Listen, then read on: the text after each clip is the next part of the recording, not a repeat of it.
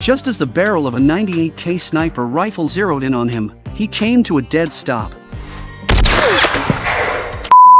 Even with an out-of-control car barreling his way, he didn't flinch, just stopped in his tracks again. He calculated the timing in his head with eerie precision, then bent down at the exact moment. He's a magician, sure, but he's more like a sorcerer, because every trick he pulls is powered by prophecy. Like when he told a woman her necklace would drop in exactly 3 seconds, she laughed it off, didn't believe a word, so he counted 3, 2, 1. Chris has a gift. He can see 2 minutes into the future. With that kind of power, his life is smooth sailing and stacked with cash. He never runs dry. When he's low on money, he just strolls up to a slot machine, presses a button, and boom, jackpot. Sure, he wins every time, but Chris never bets big. He knows better than to draw too much attention. As the old saying goes, the tallest tree catches the most wind. But even with all that caution, his uncanny luck eventually caught the eye of the casino manager. The manager and his team watched Chris like hawks, but no matter how hard they tried, they couldn't figure out how he was cheating because he wasn't. Then, at one point, it looked like Chris knew he was being watched. He shot a glance straight at the security cam. The manager didn't hesitate. Detain him now. But Chris already knew what was coming. Cool as ice, he snuffed out his cigarette, strolled to the counter to cash out his chips, and got ready to vanish. That's when chaos hit. A masked robber burst in and pulled a gun without warning, snapped out of a premonition. Chris saw it coming again and disarmed the guy before he could blink, but when security showed up, they thought he was the threat. Knowing there was no point explaining, Chris made a run for it. The manager locked down every exit, but Chris had already mapped out the perfect escape, 2 minutes ahead of everyone. First, he pretended to blow his nose, dodging one guard. At the corner, he lit a cigarette and bent to tie his shoe, evading a second. Leaning against a slot machine, he took a long drag, dodging the third's line of sight. He glanced at his watch just in time to avoid the fourth wave. Then he spun off into a hallway, brushing right past the fifth. Back in the control room, the head of security was losing his mind. He walked into the restroom, tossed his shirt in the trash, and leaned casually against the wall. He stole a hat, walked out without a hint of guilt, and pretended to use the vending machine just as the last 2 security guards came charging in. Finally, he walked out of the casino, tossed the hat aside, slid into a convertible, and drove off without looking back. The casino manager watched in rage as the car sped off and quickly reported the plates to the cops. They acted fast. Before long, 2 squad cars were hot on Chris's tail. He was a hell of a driver, but no matter what tricks he pulled, he couldn't shake them, so laser-focused on getting away, he overlooked a hidden threat waiting just down the road. Fortunately, the crash unfolded in his mind just moments before it could happen for real. No way to dodge it at his current speed, so he hit the gas, blasting past 120, and slipped through the crossing just before disaster struck. After finally shaking off the chase, Chris returned to his temporary hideout. The place belonged to his friend Irving, one of the few people who truly knew about Chris's ability to see the future. Just like always, Irving gave him the usual lecture, warning him not to overuse his gift unless he was looking for trouble. But Chris knew better. Even if he didn't go looking for trouble, trouble had a way of finding him, like the uninvited guest who barged in just now. Still, Chris didn't flinch. He'd already seen her coming. What puzzled him was how a few harmless hustles could put him on the FBI's radar. Callie didn't waste time, calm and collected. Just like Chris, she cut straight to the point. She'd noticed something strange about him months ago during one of his magic shows. Back then, she wasn't quite sure, but after reviewing the casino footage, watching how Chris slipped through the security net with a string of so-called coincidences, her doubts were gone. Turns out, a nuclear bomb had recently been smuggled into the US by a terrorist group, and now it was hidden somewhere inside the country. Callie wanted to use Chris's gift to find it, but Chris shot her down instantly. First, he couldn't see anything unrelated to him or beyond 2 minutes into the future. Second, he'd been labeled delusional as a kid, thrown into psych treatment by the cops. Since then, he'd never trusted law enforcement and had no intention of helping them now. Callie, of course, had anticipated his refusal. That's why she already had a full squad of officers surrounding the building.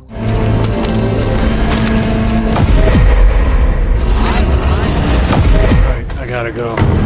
But here's the twist: everything she said had already played out in Chris's head. Thanks to that little preview, He slipped out the back door before she even knocked. By the time Callie showed up, Chris was long gone. After shaking off his pursuers, Chris didn't go into hiding. Instead, early the next morning, he showed up at a quiet diner. He kept glancing nervously at his watch, clearly waiting for someone. Ever since Chris discovered his ability to see into the future, he realized it only worked for things directly related to him and only within a 2-minute window. But one girl broke that rule. She'd been having the same dream for over a decade, that on a specific day, at exactly 8:09 a.m., she'd meet her soulmate in a diner, and today was that day.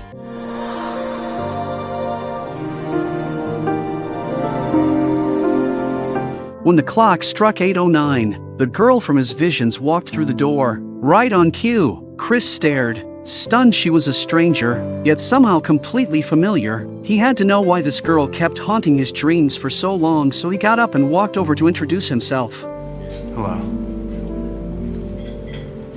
I noticed you were alone too. Do you mind if I join you? Actually, I do. But the usual small talk wasn't working, so Chris tried a more creative approach. Sorry to bother you, but I have a question about the coffee. The bean they use. Isn't that something you should probably ask your waitress? Excuse me, do you have a light? I don't smoke.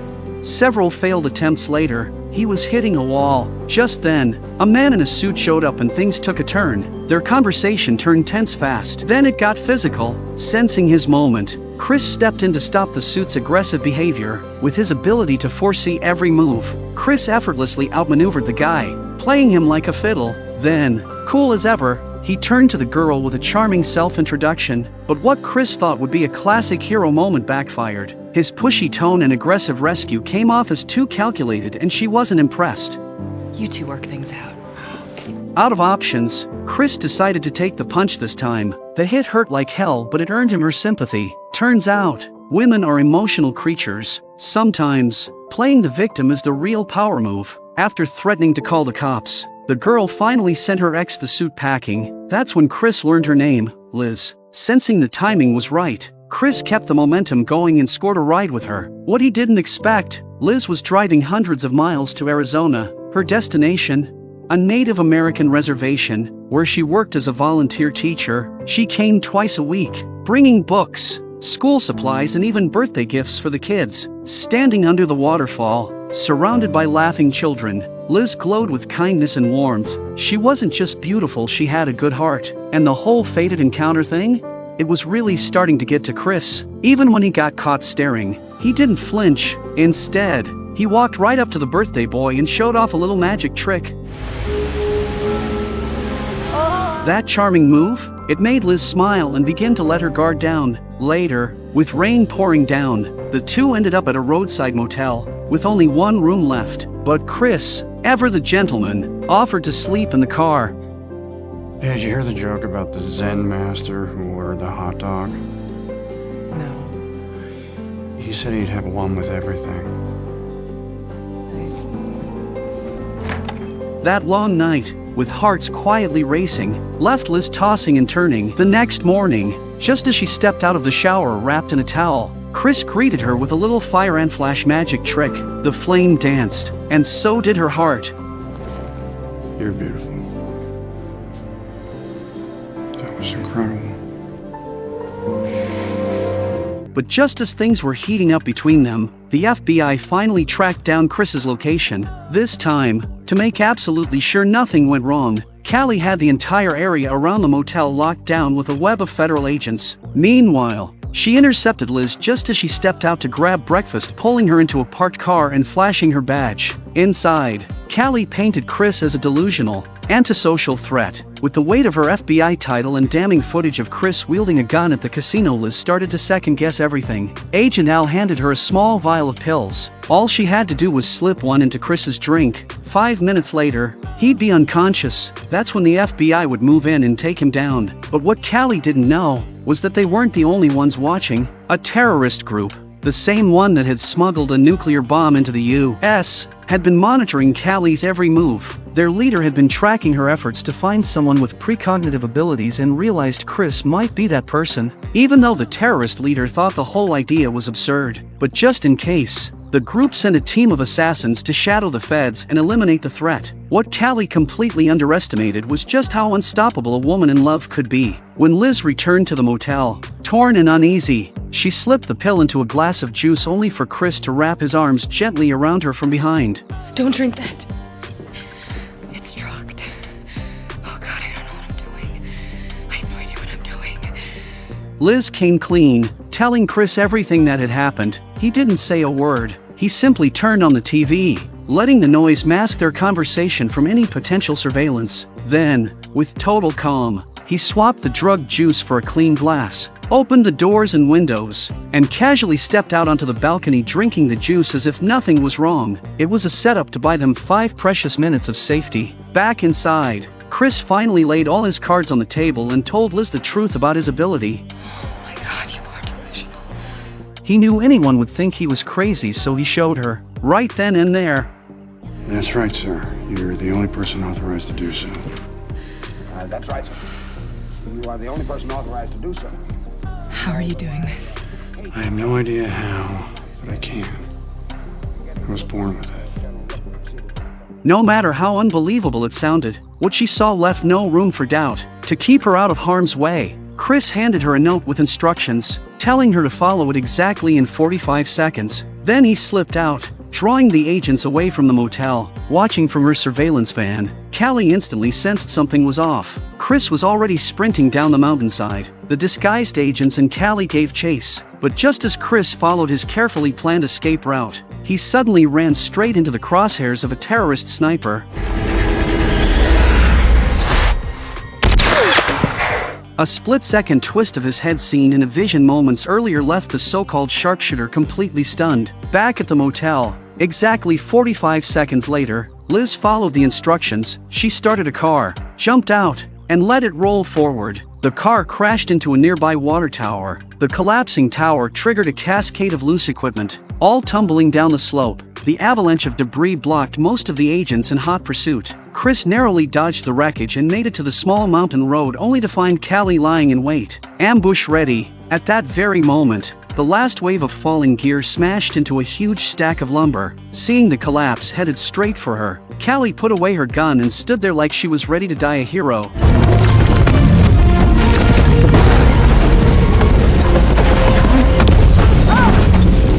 But his mercy wasn't repaid. Instead, he was thrown into a hidden chamber, strapped to a chair with his eyelids pried open, forced to watch news reports on a TV in front of him. To save the lives of millions in the city, Callie had no choice but to push Chris into using his powers to locate the nuclear warhead before it was too late.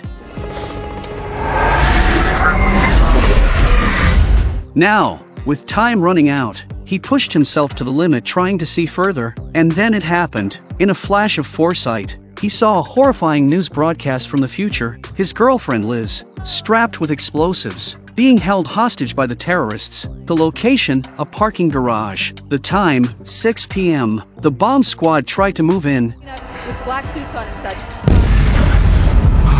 And then boom, snapping out of the vision, Chris struggled to hold himself together. His mind raced, but one thing was clear: he couldn't let that future come true. And so, he agreed to help. He and Callie headed straight to the parking garage, the very spot from his vision, hoping to trace the chain of events leading to the explosion. Using his ability, Chris scanned the possible futures and spotted it, a license plate. The FBI traced it, and it led them directly to the terrorists' hideout, catching them completely off guard as they were preparing to head to the garage. Gunfire erupted immediately, but with Chris guiding them, no ambush could catch the agents off guard. Every hidden threat, every shadowy gunman, they were already accounted for. The terrorist leader grabbed Liz and fled into the docks, barricading himself inside a ship. Chris, under heavy guard, followed closely behind. Even when the terrorists set light-sensitive C4 explosives along the corridors, Chris had already seen it all. He led the team through every trap like a man who'd lived it before. At one corner, he suddenly took a bullet to the chest, but only in a vision. Back in real time,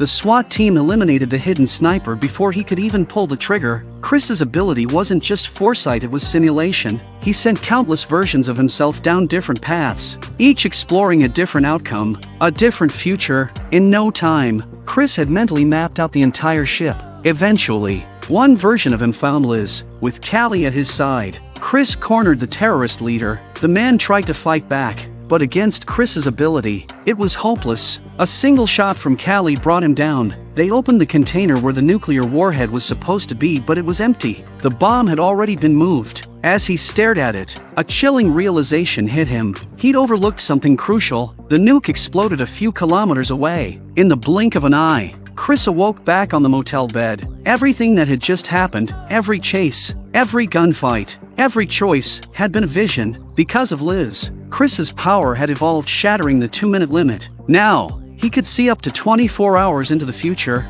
and this time, the future was in his hands.